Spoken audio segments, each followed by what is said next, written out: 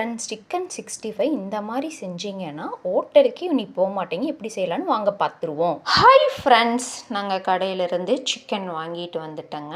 Chicken ஒரு 1/2 kilo வாங்கிட்டு வந்துட்டோம். அதை ஒரு பவுல்லையோ பாத்திரத்துலையோ ஃபஸ்ட்டு கொட்டிக்கலாங்க. இங்கே பாருங்கள், நல்லா சிக்கன் பாருங்கள், நல்லா ஃப்ரெஷ்ஷாக இருக்குது பாருங்கள், நல்லா ஃப்ரெஷ்ஷான சிக்கன். இதை ஃபஸ்ட்டு நம்ம கழுவிக்கலாம். தண்ணி ஊற்றிட்டுங்க, தேவையான தண்ணி ஊற்றிட்டு மஞ்சத்தூள் சால்ட்டும் போட்டு சிக்கனையும் பார்த்திங்கன்னா அதில் ஆட் பண்ணி நல்லா மிக்ஸ் பண்ணி, அப்போ தான் பார்த்திங்கன்னா அதில் இருக்கிற கிருமிகள் எல்லாமே போகும். அதனால தான் மஞ்சத்தூள் உப்பும் போடுறது. ஸோ நல்லா போட்டு நல்லா மிக்ஸ் பண்ணி இந்த மாதிரி கழுவி எடுத்து வச்சுக்கோங்க. ஸோ நீங்கள் ஃபிஷ்ஷாக இருக்கட்டும், மட்டனாக இருக்கட்டும், சிக்கனாக இருக்கட்டும், எல்லாமே உப்பு மஞ்சத்தூள் போட்டு நல்லா வாஷ் பண்ணி எடுத்து வச்சுருங்க. அப்போ தான் எல்லா கிருமிகளும் போயிடும், நல்லதும்பாங்க. ஸோ நான் ஆல்ரெடி ஒரு டைம் தனியாக சிக்கனை தண்ணியில் வாஷ் பண்ணிவிட்டேன். 2வது டைம் தான் மஞ்சத்தூள் உப்பும் போட்டு வாஷ் பண்ணி இந்த மாதிரி எடுத்து வச்சுருக்கேன். ஸோ 1/2 கிலோ சிக்கனுங்க. இதை தனியாக போன்லெஸ் மட்டும் ஒரு 1/4 கிலோ சிக்கனாக எடுத்து வச்சுருக்கேன். சிக்கன் 65 போட அதுக்கு தேவையான பொருட்கள் பாருங்கள். சால்ட்டு, தனி மிளகாய்த்தூள், இஞ்சி பேஸ்ட்டு, தயிர், கருகாப்பில், ஒரு முட்டைங்க, போன்லெஸ் சிக்கனாக எடுத்து வச்சுக்கோங்க. ஸோ ஃப்ரெஷ்ஷான தயிர் 2 ஸ்பூன் ஆட் பண்ணிக்கலாங்க. அப்போ தான் நல்லா ஜூஸியாக, கிரிப்ஸியாக, டேஸ்டியாக இருக்கும். ஸோ இந்த மெத்தடில் பண்ணுங்கள், செம்மையாக இருக்கும். வீட்டில் அரைச்ச இஞ்சி பூண்டு பேஸ்ட்டு ஃப்ரெஷ்ஷாக இப்போ தான் அரைச்சது, அதை யூஸ் பண்ணுங்கள். ஒரு சால்ட்டு பார்த்திங்கன்னா தேவைக்கேற்ப சால்ட்டு ஆட் பண்ணிக்கோங்க.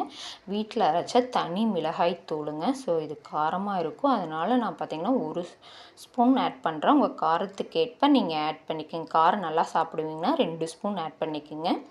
ஒரு முட்டை ஆட் பண்ணிக்கலாம். ஆட் பண்ணிவிட்டு கறி லீஃப் ஆட் பண்ணிக்கோங்க, கருகாப்பில். இது எல்லாத்தையுமே பார்த்திங்கன்னா நல்லா இந்த மாதிரி மிக்ஸ் பண்ணிக்கலாம்.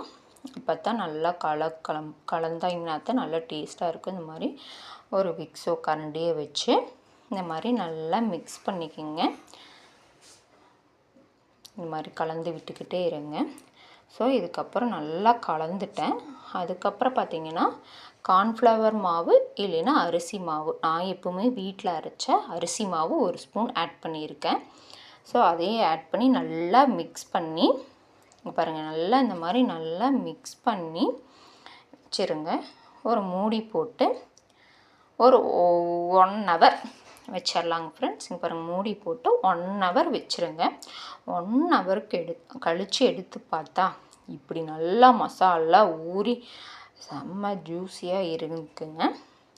ஸோ இப்போ நம்ம இதையே பொரிச்சிடலாங்க ஃப்ரெண்ட்ஸ். ஸோ வடைச்சட்டி வச்சு எண்ணெய் ஊற்றி ஆயில் ஊற்றி சூடானதுக்கப்புறம் சிக்கன் 65 ஒவ்வொன்றா எண்ணெயில் போட்டு எடுத்து சாப்பிட்டா வேறு லெவல் தாங்க ஃப்ரெண்ட்ஸ். இங்கே பாருங்கள், எண்ணெயை காஞ்சிடுச்சு. ஸோ இந்த சிக்கனை ஒவ்வொன்றா இறக்கிடுவோம். கொஞ்சம் கொஞ்சமாக ஒவ்வொரு பேட்சாக இறக்கி பொரிக்கலாங்க ஃப்ரெண்ட்ஸ். அந்த கறி லீஃப் மணத்துக்கும் தயிருக்கும் வீட்டில் அரைச்ச ஃப்ரெஷ்ஷான இஞ்சி பேஸ்ட் டேஸ்ட்டுக்கும் டடாடா சொல்லவே வேண்டாம். தயிர் ஃப்ரெஷ்ஷாக இருக்கணும், நல்லா புளிக்காத தயிராக, ஃப்ரெஷ்ஷான தயிராக இருக்கணும். அப்போ தான் எல்லாமே நல்லா டேஸ்ட்டாக இருக்கும். இங்கே பாருங்கள், மீடியம் ஃப்ளேமில் வச்சு நல்லா டீப் ஃப்ரை பண்ணி எடுங்க. செம்மையாக இருக்குங்க ஃப்ரெண்ட்ஸ். நான் எந்த கலரும் கூட ஆட் பண்ணல, அதெல்லாம் கெமிக்கல் கெடுதல். ஸோ உடம்புக்கு நேச்சுரலாக நல்லா இந்த மாதிரி செஞ்சு சாப்பிடுங்க. இங்கே பாருங்கள், நல்லா பொரிச்சு எடுத்தாச்சு. நார்மலாகவே கலர் வந்துடுச்சு பாருங்கள். ஸோ நான் எந்த பவுடருமே ஆட் பண்ண கிடையாது. பாருங்கள், நல்லா பொரிச்சு எடுத்தாச்சு. ஸோ சுட சுட இருக்குது. ஸோ இந்த மாதிரி எல்லாத்தையுமே ஒவ்வொன்றா போட்டு பொரித்து எடுத்துடலாங்க ஃப்ரெண்ட்ஸ். நல்லா டேஸ்டியாக, கிரிப்ஸியாக, ஜூஸியாக, செம்மையாக இருக்குங்க. இங்கே பாருங்கள், நான் எல்லாத்தையுமே பொரிச்சிட்ட பாதி.